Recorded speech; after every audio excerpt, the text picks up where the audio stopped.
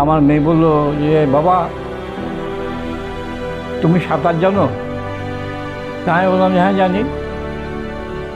আচ্ছা তোমাকে যদি করলা ব্রিজ থেকে ধাক্কা দিয়ে কেউ নদীর জলে ফেলে দেয়, তুমি সাঁতার কাটতে পারবে না বলে মরে যাবে, না বাঁচবার জন্য সাঁতার কাটবে, কোনটা?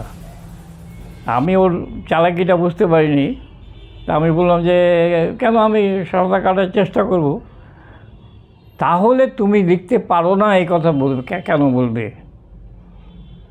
তুমি দেখো হয়তো ভালো হবে না, না হলো তবু তো লেখাটা শুরু করো। আমি তো ট্র্যাপে পড়ে গেলাম ওর।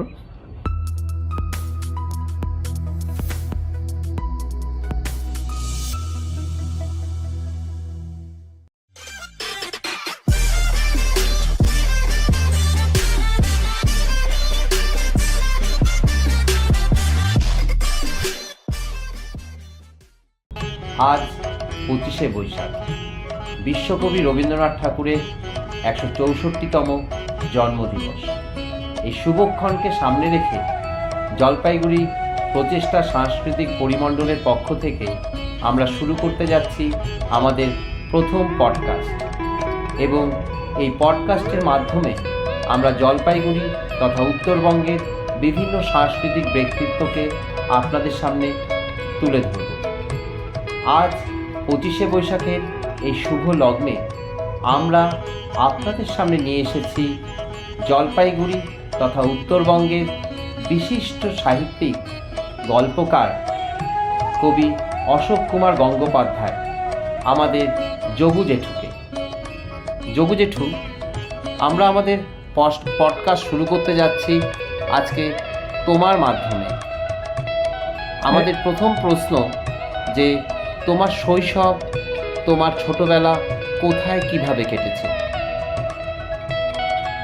আমার পরম সৌভাগ্য যে তোমাদের এই শুভ উদ্যম আমাকে প্রথমে সুযোগ দেওয়া। আমার জন্ম জলপাইগুড়িতে জুলাই 1938 সালে। ছোটোবেলার থেকেই আমি এই যেখানে আমরা বসে আছি এখন, সেখানেই আমার মানে জন্ম, এবং আমার বার্ধক্যও এইখানেই, মানে আমি এখানেই আছি আর কি। খুব ছোটোবেলা আমার মা মারা যান, যার জন্যে ছোটোবেলাকে আমরা সেভাবে এনজয় করতে পারিনি। বাড়িতে দেখার লোক ছিল না, রান্না হতো, খাবার হাতে দেওয়ার লোক ছিল না। কাজেই ছোটোবেলায় আমি মানে কি বলবো, ছন্ন ছাড়ার মতো রাস্তায় ঘুরে বেড়াতাম। সেরকম সাংঘাতিক কিছু না, তবে জনসংযোগ ছিল, বন্ধুবান্ধব ছিল। এই কদমতলা স্কুলের পাশে মাঠটাতে আমরা ফুটবল খেলতাম। আর মানে তখন পড়াশোনার চাপও ছিল না। পড়াশোনার থেকে মনে পড়লো, যা তোমার স্কুল জীবন কোথার থেকে শুরু? স্কুল জীবন, কলেজ জীবন? আমার স্কুল জীবন শুরু হয়েছে আনন্দ মডেল স্কুল থেকে। তখন ক্লাস 6 পর্যন্ত ছিল, প্রাইমারি সেকশনে। ওখান থেকে ক্লাস 6-এ পাস করে আমি এফডিএ স্কুলে ভর্তি হই, এবং এই এফডিএ স্কুল থেকেই আমি স্কুল ফাইনাল পাস করি। আর কলেজ আমি আনন্দচন্দ্র কলেজ, তখন ওই রেসকোর্স পাড়া ছিল, ওখানে আইকম পড়েছি। তারপরে কলকাতায় গিয়ে সুরেন্দ্রনাথ কলেজে বিকম পড়েছি, কারণ তখন নর্থ বেঙ্গলে বিকম ছিল না। তোমার লেখালেখি, এই লেখালেখি শুধু কি ছোট গল্প দিয়ে, না তার সাথে অন্য কিছুও ছিল সাহিত্য জগতে? না, আমার লেখালেখি শুরু হয়েছে স্কুলে। একটি চোরের আত্মকাহিনী বলে একটা রচনা দিয়েছিল আমাদের মাস্টারমশাই, বাংলা মাস্টারমশাই। তা সেই চোরের আত্মকাহিনী লিখে আমি যখন খাতাটা দিলাম, আমাদের মাস্টারমশাই রচনাটা পড়ে বলল, বাহ খুব সুন্দর তো, তুই গল্প লেখ। তাই বললাম স্যার কিসের গল্প লিখবো? বলে যা খুশি তাই লেখ। তা আমি তারপরে লিখলাম বুকের ব্যথা বলে একটা লেখা। সেটা মাস্টারমশাইকে দেখালাম। মাস্টারমশাই বললো এইটা ম্যাগাজিনে থাকবে, এই বুকের ব্যথা। একটা খাতায় বন্ধ করা ময়না পাখির জীবন নিয়ে লিখলাম। সেটা কোন ক্লাস? তখন ক্লাস 7-এ পড়ি আমি। বাহ, তার মানে প্রথম অনুপ্রেরণা যদি বলা যায় তাহলে স্কুলের শিক্ষক। হ্যাঁ, মাস্টারমশাই, তার নামও আমি বলি। আমাদের বাংলার মাস্টারমশাই বাংলা পড়াতেন, নবনীধর সিংহ। খুব ভালোবাসতেন আমাদের। এবার স্কুল জীবন হওয়ার পর এই লেখাটাকে মানে নিজের জীবনের সাথে নেশা হিসেবে কবে গ্রহণ করলেন? পেশাদারি লেখা আমি কোনোদিনও লিখিনি, আর আমি পেশাদারি কোনো পত্রিকাতে লেখা কখনো দিইনি। আমার লেখা শুরু হয়েছে স্কুল ম্যাগাজিন থেকে। তারপরে সুরেন্দ্রনাথ কলেজে যখন পড়ি তখন আন্তঃরাজ্য ছোটো গল্প প্রতিযোগিতা হয়েছিল। তা আমার ইউনিয়ন থেকে আমাকে বললো যে অশোক তুমি একটা লেখো। তা আমি একটা গল্প লিখলাম। সেই গল্পটা সৌভাগ্যক্রমে ফার্স্ট হলো। তেগুনা সেন আমাকে 10খানা বই দিয়েছিলেন এই গল্প লিখে পুরস্কারের ইয়ে। তা আমি তখন থেকেই আমার আস্তে আস্তে 1-2টো লেখা আমি লিখতে লাগলাম, কিন্তু কোথাও ছাপাছাপি করিনি কলেজ ম্যাগাজিন ছাড়া। তো এইখানে আসার পরে আমি কিছু কিছু লেখা লিখতাম, কিন্তু এই স্থানীয় লিটিল ম্যাগাজিন ছাড়া বাইরের কোনো লেখা টেখা দেওয়ার আগ্রহ ছিল না আর কি। তা আমার প্রথম বড়দের লেখা সুধীর বিশ্বাসের উত্তর বাংলা বলে একটা পত্রিকা ছিল। তখন একটা পত্রিকায় আমি দেখতাম, অন্য কোনো জনমতা ত্রিশূলতা ছাড়া অন্য কোনো পত্রিকা ছিল না। তা উত্তর বাংলা পত্রিকাতে সুধীর বিশ্বাস ছিল সম্পাদক, আমার দাদার বন্ধু ছিল। আমার প্রথম বড়দের গল্প লেখা উত্তর বাংলাতে ছাপে। গল্পটার নাম হলো গ্যাস লাইট। তারপর থেকে আমি কিছু কিছু লেখা মাসে মাসে লিখতাম, কিন্তু আমার দুর্ভাগ্য আমার সমস্ত প্রকাশিত অপ্রকাশিত পাণ্ডুলিপি 1968 সালে বন্যায় ভেসে যায়। ওর দুঃখে আমি 1968 সাল থেকে আমি লেখা বন্ধ করে দিই, একদম বন্ধ করে দিই। আমি তো আমার চাকরি বাকরি নিয়ে আমি থাকতাম, আমি আমার লেখালেখি করতাম না। লেখালেখি শুরু হলো স্টেট ব্যাঙ্ক অফ ইন্ডিয়ার 100 বছর পূর্তি হিসাবে পূর্তি উৎসব হবে। তখন আমি এখানকার অফিসিয়েটিং ব্যাংক ম্যানেজার।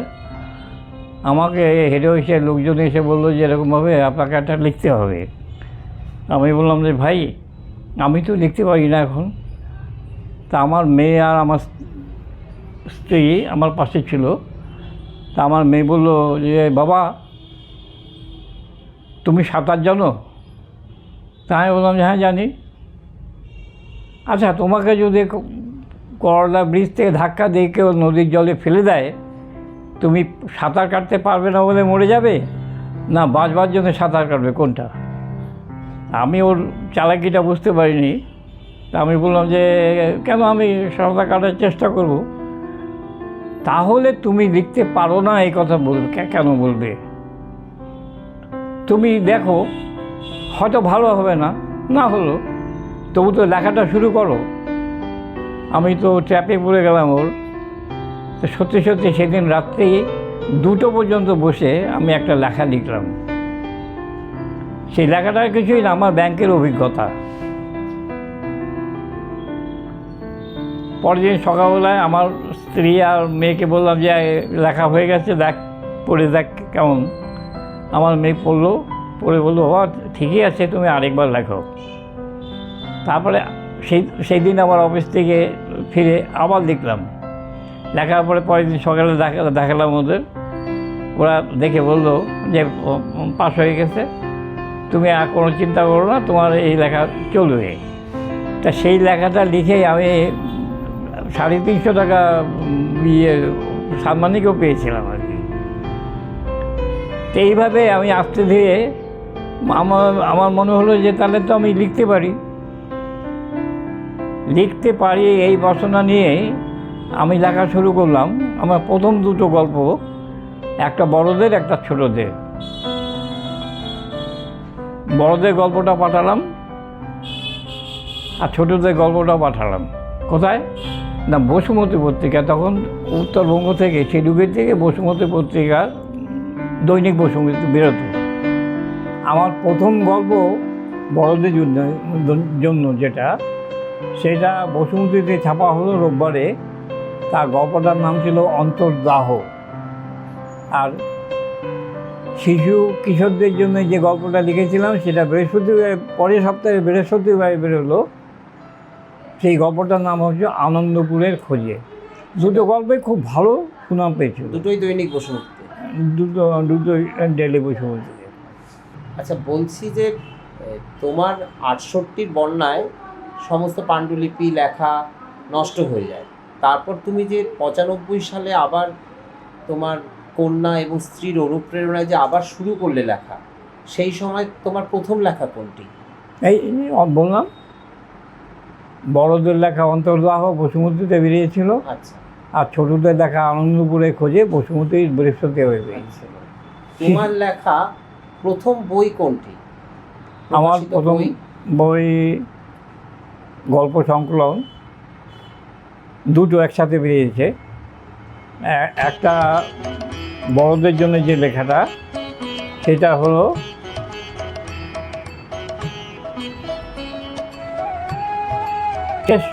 স্টেশনের সন্ধ্যায়। আর ছোটদের যেটা, সেটা হলো আনন্দপুরের খোঁজে। এই দুটো একসাথে বেরিয়েছিল নবজন্ম প্রকাশনী শিলিগুড়ির থেকে। সম্পাদক ছিলেন, নবজন্মের সম্পাদক ছিলেন কঙ্কন নন্দী।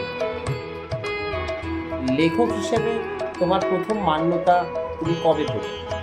আমার বসুমতীতে যে মাসে দুটো গল্পই একসাথে বেরোলো,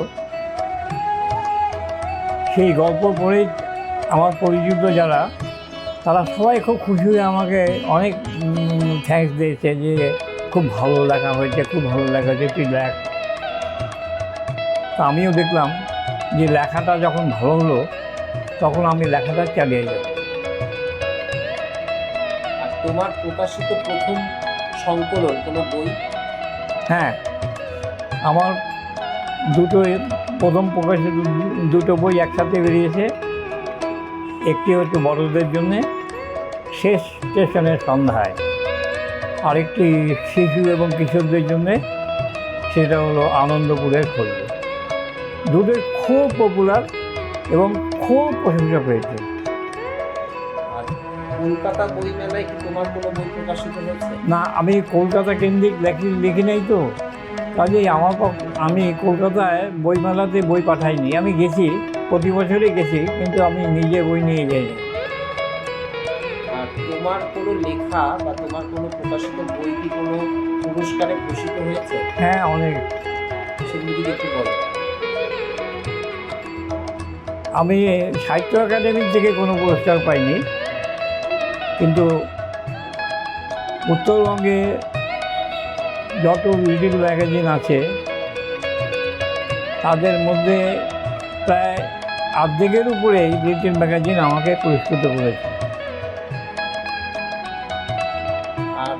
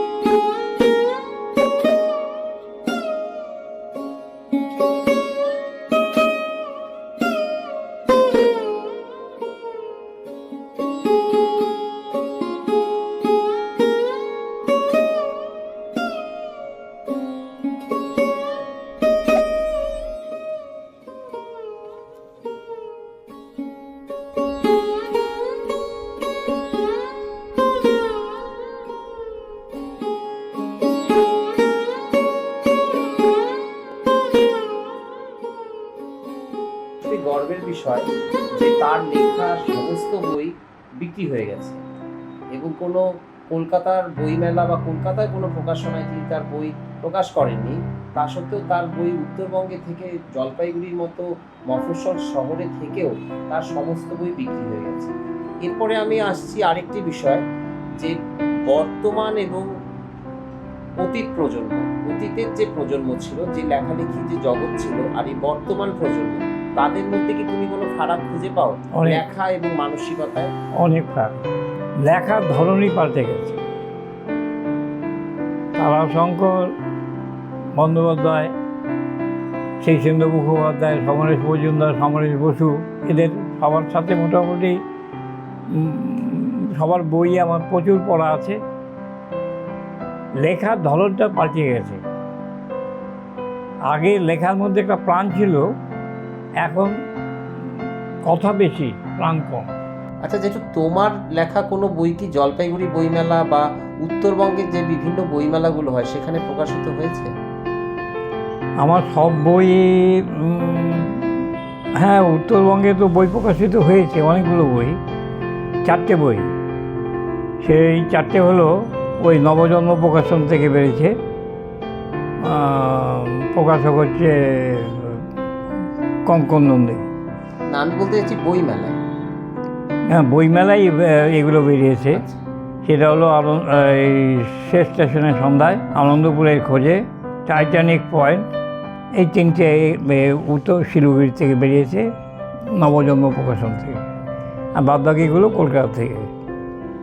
আমরা যেটা জানি যে একসময় পশ্চিমবঙ্গের বিশিষ্ট সমস্ত লেখকদের নিয়ে তুমি একটা গল্প পাঠের আসর জলপাইগুড়িতে করতে, তো সেটা সম্বন্ধে যদি কিছু বলো। সেটা একটা অভিনব কাজ আমি মনে করি, কারণ আমি যখন কলকাতায় ব্যাংকে ছিলাম, তখন কলকাতায় আমার বন্ধু সমরেশ মজুমদার, আমার খুব ঘনিষ্ঠ বন্ধু, ও একটা গল্প পাঠের আসর রবীন্দ্র ভবনে করছিল। আমি নিমন্ত্রিত ছিলাম।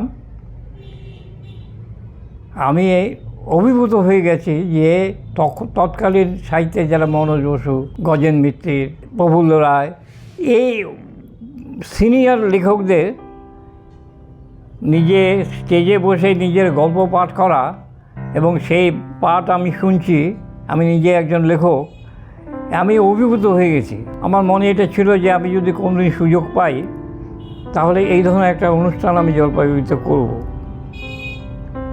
তা আমার ক্লাব হলো শক্তি সংঘ ক্লাব, আমি তার প্রেসিডেন্ট। আমাদের ক্লাবে তখন খুব অর্থের টানাটানি চলছে। তা আমি একদিন সমরেশকে বললাম, সমরেশ, ক্লাবের খুব অর্থের টানাটানি চলছে, এখানে একটা গল্প পাঠের আসর করা যায় না? তখন বললো যোগদা, ও আমাকে দাদা বলেই ডাকতো, জলপাইগুড়ির লোক পয়সা দিয়ে টিকিট কিনে গল্প পাঠের আসর শুনবে? এটা তুমি ভাবনাটা ছাড়ো। আমি বললাম, না, ভাবনাটা থাকলো, তুমি আমাকে হেল্প করতে পারো কিনা বলো। তখন বললাম, ঠিক আছে, আমি হেল্প করবো। তখন আমি আর সমরেশ, আমি তখন কলকাতায় থাকি, আমি তখন সম্ভবত আমি কলকাতা থেকে ট্রান্সফার হয়ে মালবাজারে এসেছি। আমি আর সমরেশ প্রথমে গেলাম সমরেশ বসুর কাজ। সমরেশ বসুকে বললাম যে এরকম একটা অনুষ্ঠান আমরা করতে চাই, আপনি যাবেন? তখন বললো, তুমি কী করো? বললো, আমি ব্যাংকের ম্যানেজার। তা মাথায় বদবুদ্ধিটা আসলে কী করি? তোমার কি ধারণা জলপাইগুড়ির লোক খুব পণ্ডিত লোক, তারা আমার গল্প শুনে একে বা বা বা বা করবে? তাই বললাম, ঠিক আছে, আপনি যাবেন কিনা বলেন। তো বললো, ঠিক আছে, আমি যাব। তারপরে শীর্ষেন্দু মুখোপাধ্যায় বাড়িতে গেলাম, উনি বললেন আমিও যাব। সত্য কি যে আমাদের বাগানে ঘুরাতে হবে, হবে। এইভাবে সঞ্জীব চট্টোপাধ্যায়, বুদ্ধদেব গুহ, মনোজ মিত্র, সমরেশ মজুমদার, সমরেশ বসু, মানে তখন তৎকালীন আমি 1983 সালে বাংলাদেশে যত বিখ্যাত লেখক ছিলেন তার মধ্যে একমাত্র শঙ্করকে আমি আনতে পারিনি, কারণ শঙ্কর আমাকে বললো যে এইটা আমাকে ছেড়ে দাও, আমি পরে যাব জলপাইগুড়িতে। দুদিনের অনুষ্ঠান, বিশ্বাস করা যায় না যে জলপাইগুড়ির লোক 2 দিন হাউসফুল, আর অসাধারণ মানে গল্প পাঠ। সঞ্জীব চট্টোপাধ্যায় আর বিমল দেব সিনেমা করে অবশ্য, এরা দুজনে যে শ্রুতি নাটক করলো স্টেজে বসে, ভাবাই যায় না। তাই এই যে অনুষ্ঠানটা আমি করলাম, এটা আমার জীবনের বোধহয় একটা বিরাট সাফল্য। গল্প পাঠের আসর জলপাইগুড়ি ছাড়া উত্তরবঙ্গে আর কোথাও কোনোদিন হয়নি। এটা আমাকে মানে সবসময় রোমাঞ্চিত করে যে আমরা এমন একটা কাজ করছি যেটা আর হবে না। আচ্ছা, এই সময়কালে দাঁড়িয়ে তোমার কাছে একটা প্রশ্ন, যে অতীতের লেখকদের যে লেখনীর ধার আর বর্তমান প্রজন্মের লেখকদের লেখায় কি সেই ধার বা ভার আছে? তোমার কি বিশ্বাস? আর গল্প পাঠের আসর নিয়ে যেটা বললা যে আর হয়তো হবে না, এখনকার লেখকরা কি সেটা উদ্যোগ নিলে পারবে না? না, পারবে না, খরচে কুলাবে না। তখন এদের অনুরোধ ছিল, আপনাদের আমরা প্লেনে নিয়ে যাব, ফার্স্ট ক্লাসে ফিরিয়ে দেব, ভালো হোটেল তো না, ভালো হোটেলই বলা যায়, তখন 3টা ভবন ছিল জলপাইগুড়ি সবচেয়ে ভালো বিল্ডিং, ওখানে রাখবো আর বাগানে ঘোরাবো। চা বাগানের উপরে একটা লোভ প্রত্যেক সাহিত্যিকের আছে, কিন্তু এরা চা বাগানে ঘোরাবো এইটাতেই তা প্রভাবিত হলো খানিকটা। 2 দিন ছিল। এখন হবে না, কারণ এখন খরচে কুলাবে না। আর তোমার কাছে যেটা বলছিলাম যে অতীতের লেখকদের যে লেখার ধার ভার, সেটা কি তোমার মনে হয় বর্তমান লেখকদের মধ্যে আছে, এই উত্তরবঙ্গের লেখকদের মধ্যে? উত্তরবঙ্গের লেখকদের মধ্যে খুব ভালো আছে। এখন যারা এই নতুন করে সাহিত্যে ঢুকেছে, যারা লিখছে, কবিতা বলো, প্রাবন্ধিক, গল্পকার, এরা খুব শক্তিশালী। এদের যদি একটু গাইডেন্স দেওয়া যায় তাহলে এরা অনেক দূরে যাবে, এটা আমার বিশ্বাস আর কি। আমি যতটা পারি সবাইকে লেখা পড়ে আমি আমার কমেন্ট করি যে কীভাবে লিখতে হবে বা লেখাটা ভালো হয়েছে কি না, এগুলো আমি চেষ্টা করি ওদের দেওয়ার জন্যে। ওদের শক্তি আছে, ওরা পারবে। তবে আগের লেখক তারাশঙ্কর, সুরেন্দ্রনাথ চট্টোপাধ্যায়, তারপরে আরও যারা মনোজ বসু টসু, এদের লেখার ধরন একরকম ছিল। আজকের সমাজটা পাল্টে গেছে। আজকের সমাজে থেকে ওরা আজকের সমাজের গল্প লেখে, আমার খুব ভালো লাগে। তোমার কোন বিষয়ের উপরে এখনকার লেখকদের যে লেখা, কার লেখা ভালো লাগে উত্তরবঙ্গের লেখকদের মধ্যে? উত্তরবঙ্গে মোটামুটি যারা সাহিত্য করে তাদের প্রত্যেকেই ভালো লিখছে। এখন লেখার মধ্যে ভালো মন্দ কিছু থাকবেই, তা তাদের গাইডেন্সটা যদি ঠিকমতো দেওয়া যায়, আমার মনে হয় যে আমাদের উত্তরবঙ্গের ছেলেমেয়েরা কোনো অংশে কম না। আর সার্বিকভাবে বলতে গেলে এটা তোমার কাছে আমাদের একটা দাবি যে তোমার বর্তমান প্রজন্মের কাছে কি বার্তা, তুমি তোমার তরফ থেকে কি বার্তা দেবে, শুধু লেখার জগৎ বলে না, সমস্ত দিক থেকে সার্বিকভাবে? দেখো, সমস্ত কিছু বিচার করার ক্ষমতা আমার নাই অবশ্য, তবে আমি সবাইকে যারা লেখক তাদের বলি যে বানিয়ে গল্প লেখা যায় না, চোখে দেখতে হবে, কানে শুনতে হবে। চোখের দেখা, কানে শোনার মধ্যে নিজের কল্পনা মিশিয়ে গল্প লিখতে হবে। তবে সেটা গল্প হবে। আর নাহলে বানানো গল্প তো কয়দিন দেখবে, 2 দিন পরে স্টক ফুরিয়ে যাবে। কাজে বানিয়ে গল্প লেখা যায় না, চোখে দেখা, কানে শোনা, নিজের কল্পনা, এই তিনের মিশ্রণে গল্প উপন্যাস হবে। আর তোমার অবসর জীবন কেমন কাটছে এখন? চাকরি থেকে অবসর তো অনেক দিন হয়ে গেছে, তোমার হ্যাঁ। অবসর জীবন কিভাবে কাটাও তুমি? অবসর জীবন এই আমি আর আমার স্ত্রী এখানে থাকি, তো আমার মেয়ে বাইরে থাকে।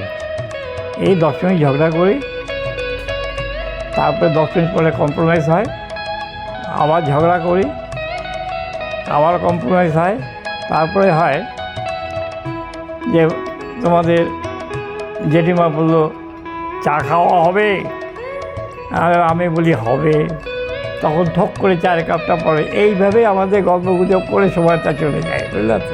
মানে সেটাও একটা গল্প, এইটাও একটা গল্প। সেটাও নিয়েও একটা গল্প করা হ্যাঁ। যায়।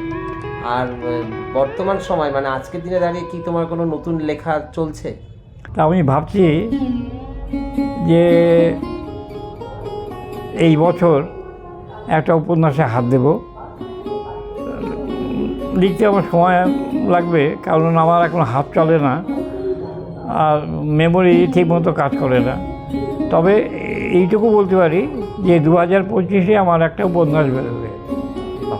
এটা আমাদের কাছে অত্যন্ত আনন্দের খবর, খুশির খবর যে আমাদের যোগু জেঠুর লেখা এবছর অর্থাৎ 2025-এ প্রকাশিত হবে, সেই আশা আমরা রাখি এবং ওনাকে ধন্যবাদ জানাই যে আমাদের সাথে এতক্ষণ সময় দেওয়ার জন্য। এবং আর কিছু বলার নেই, কারণ ওনার কাছে আমরা একদম সন্তান তুল্য। তো আজ এখানেই শেষ করছি আমাদের প্রচেষ্টার পডকাস্টের কাজ।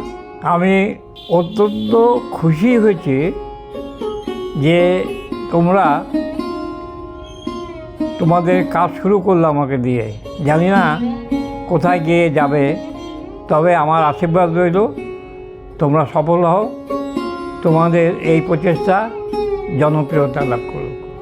ধন্যবাদ। এবার আপনাদের সাথে আমি পরিচয় করিয়ে দিচ্ছি যার সাথে আমি 56 বছর ঘর করছি এবং যার অনুপ্রেরণা এবং সহযোগিতায় আমি এই লেখার জগতে ফিরে এসেছি।